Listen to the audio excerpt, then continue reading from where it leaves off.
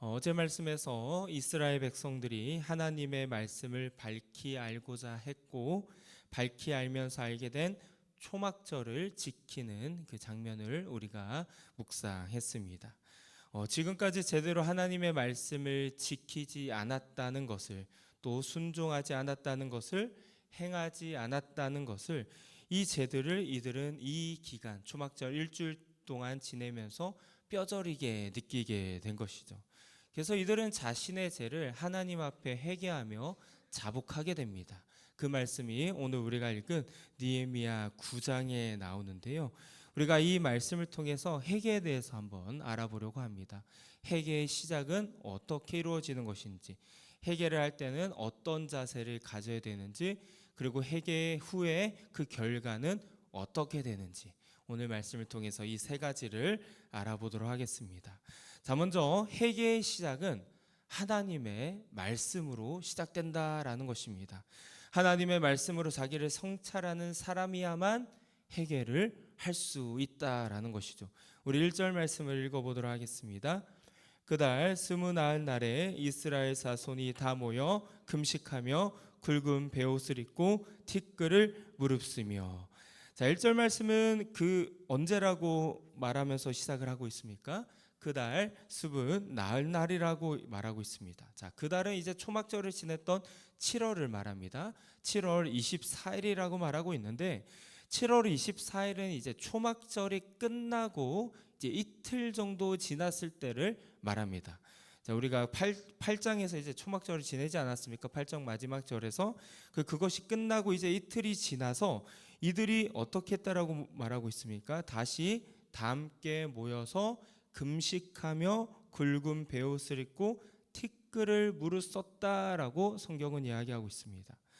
자, 금식하며 굵은 베옷을 입고 티끌을 무르썼다는 이 행동은 이제 기쁨에서 나오는 태도가 아니죠. 이제 슬펐을 때, 슬픔에서 나오는 행동입니다. 금식, 베옷, 티끌, 이 모두가 이제 슬픔 중에 있는 사람들이 하는 행동들인데, 이스라엘 자손들이 이러한 태도는 초막절 7일 동안에 이제 지내면서 자신들의 죄를 되돌아보면서 너무나도 슬펐다는 거예요. 자기들이 이러한 죄를 지었다는 것에, 자신들의 조상들이 이런 죄를 지었다는 것에 너무나도 슬퍼했고, 또 하나님의 은혜를 기억하면서 하나님께 이제 회개하기 시작했다라는 것입니다.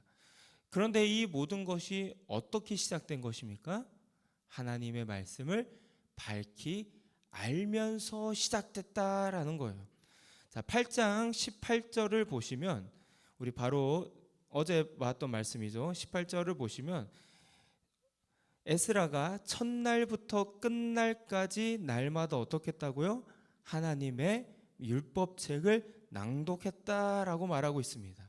다시 말해서 이스라엘 백성들은 에스라를 통해서 매일매일 하나님의 말씀을 들었다는 것이죠. 그 말씀을 나의 삶에 비추면서 내가 죄인이구나, 내가 죄를 지었구나, 이것을 깨닫게 되었다라는 것입니다. 자, 회개는요, 나의 죄를 되돌아보는 거잖아요. 내가 무엇을 잘못했는지, 내가 무슨 죄를 지었는지 돌아보는 건데, 그 기준은 내가 정하는 것이 아닙니다. 내가 이것을 잘못했구나, 이것을 내 기준에서 정하는 것이 아니라 그 기준이 무엇입니까? 하나님의 말씀이라는 거예요. 내가 살아가면서 뭐가 잘못인지 뭐가 된지 그 기준은 내가 정하는 것이 아니라 하나님의 말씀을 따라서 회개를 해야 된다라는 것입니다. 그러므로 우리가 하나님의 말씀을 밝히 알아야 되고, 그 말씀이 기준이 되어서 나의 모습을 되돌아보며 나의 죄를 되돌아봐야 된다는 거예요.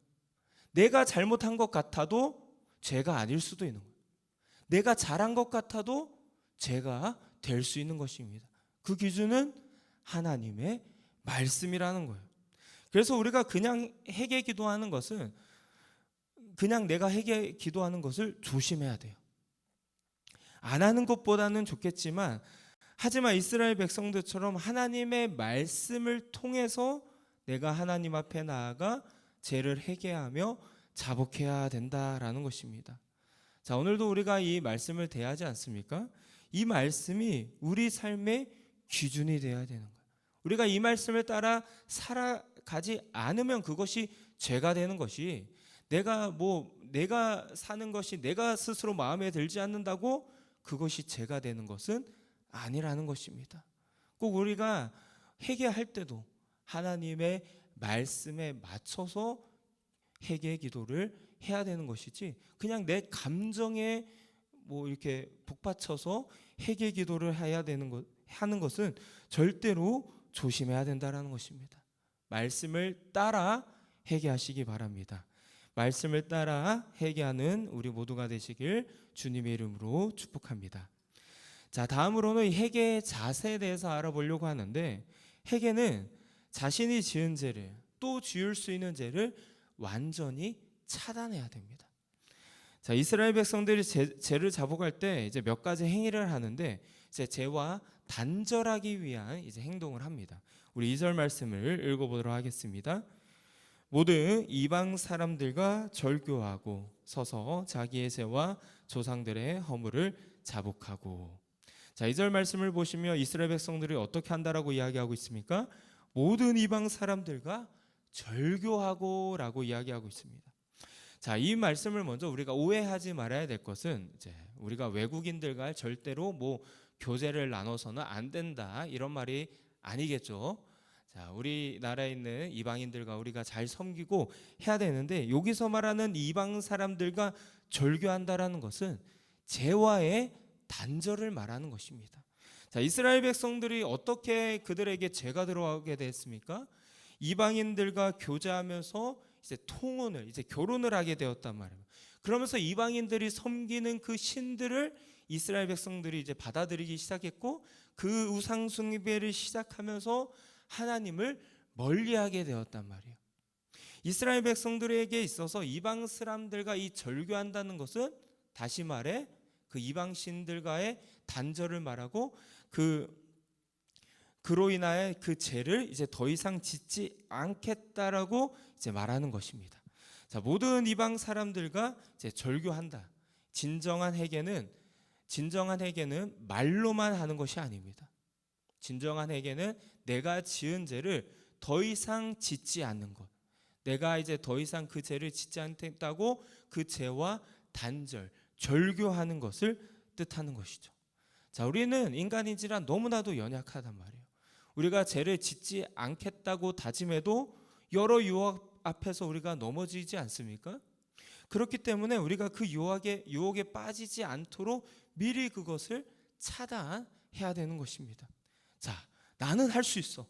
나는 차단하지 않고도 그 유혹에 넘어가지 않을 수 있어 라고 생각한다면 그것은 너무나도 교만한 생각입니다. 자, 우리가 정말 유혹에 빠지지 않을 수 있다면 처음부터 죄를 짓지 않았겠죠. 그런데 우리가 한번 죄를 지었다면, 한 번 하는 것은 어렵지만 그 이상 하는 것은 어떻습니까? 쉽습니다. 한 번 했으면 또 하고 또 하는 것은 너무나도 쉽단 말이에요. 그렇기 때문에 그 죄를 완전 차단해야 되는 거예요. 더 이상 그 죄를 짓지 않도록 가감하게 그 죄를 끊어 버려야 하는 것입니다. 회개는요, 말로만, 고백으로만 주님, 제가 잘못했습니다, 더 이상 죄를 짓지 않겠습니다, 이것이 회개가 아니에요. 진정 내가 더 이상 죄를 짓지 않도록 그것을 끊어내는 것. 우리가 어제도 말씀을 보았듯이 말씀을 듣는 것으로만, 아는 것으로만 끝나지 않고 행해야 된다 했잖아요. 이 죄 회개하는 것도 우리가 실천하면서 우리의 삶으로 드러나야 하는 것입니다. 우리가 죄를 끊어내는 회개를 하는 우리 모두가 되시길 주님의 이름으로 축복합니다. 자, 마지막으로 우리가 회개를 하면 그 결과가 어떻게 되는지를 보도록 하겠습니다. 자, 회개를 하면 마지막은 우리가 하나님을 찬양하게 됩니다. 우리 3절 말씀 읽어보도록 하겠습니다. 이날에 나 4분의 1은 그 자리에 서서 그들의 하나님 여호와의 율법책을 낭독하고 나 4분의 1은 죄를 자복하며 그들의 하나님 여호와께 경배하는데. 자, 이들이 죄를 자복하며 또 하나님을 마지막에 경배했다라고 말하고 있습니다. 그런데 3절뿐만 아니라 4절과 5절에서도 하나님을 찬양했다라는 내용이 나오는데, 자, 4절 말씀을 보시면 마지막에 큰 소리로 그들의 하나님 여호와께 부르짖고, 그리고 5절 말씀을 보시면 하나님 여호와를 송축할지어다. 영화로운 하나님을 송축하며 찬양함에 뛰어나다라고 말하며 하나님을 찬양하는 내용이 나오고 있습니다. 자, 참된 회개는 내가 지은 죄만 머무르지 않습니다. 그럼에도 불구하고 나를 용서하시고 나를 품으시는 하나님을 향해서 나의 시선이 맞춰진다라는 거예요. 그렇기 때문에 우리가 하나님을 찬양하게 된다라는 것입니다. 자, 회개는 결국 하나님께로 돌이키는 거지 않습니까? 돌아오다, 돌이키다라는 것이 회개의 의미인데 하나님께로 돌아가는 거잖아요. 결국 회개의 종착점은 하나님입니다. 하나님께서 우리를 받아주시고 우리를 용서하시고 우리를 품으시고, 그렇기 때문에 회개를 하면 우리가 마지막은 회개의 결과는 하나님을 찬양할 수밖에 없는 것이죠. 회개의 종착점은 나의 죄, 나의 잘못으로 인해 우리가 죄책감에 빠져 살아가는 것이 아닙니다.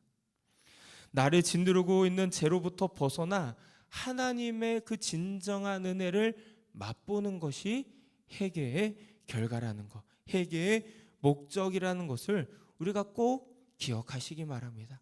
우리가 회개를 하면서 우리의 마음이 불편하다면 그것이 회개가 아니에요.